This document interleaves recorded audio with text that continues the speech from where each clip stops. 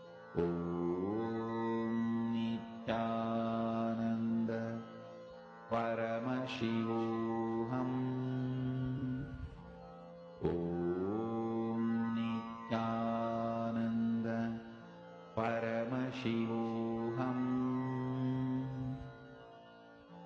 Om Nityananda Paramashivoham. Om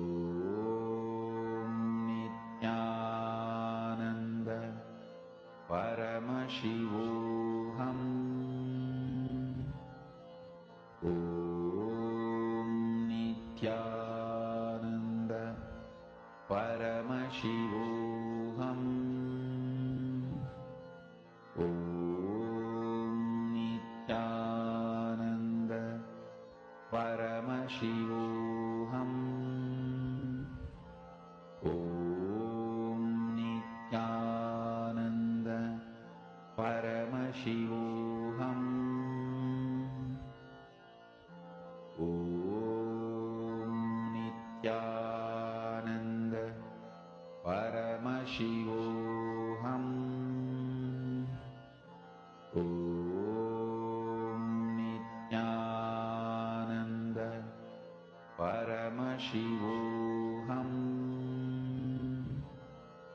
Om Nityananda Paramashivoham. Om Nityananda Paramashivoham. Om Nityananda Paramashivoham. Om Nityananda Paramashivoham. Om Nityananda Paramashivoham. Om Nityananda Paramashivoham. Om Nityananda Paramashivoham. Om Nityananda Paramashivoham. Om Nityananda Paramashivoham. Om Nityananda Paramashivoham. Mahamahāvāgya, spiritual lullaby for samadhi, and Suprabhatam, wake up call, wake up song for Paramashiva. This Mahamahāvāgya is spiritual lullaby for you to fall into samadhi. Suprabhatam, wake up song for Paramashiva to wake up in you. Just remember this one powerful cognition. This Mahamahāvāgya puts me in samadhi. This is spiritual lullaby for samadhi. And Suprabhatam, wake up song for Paramashiva in me. For Paramashiva to manifest. With this one spiritual powerful cognition, chant this Mahamahāvāgya.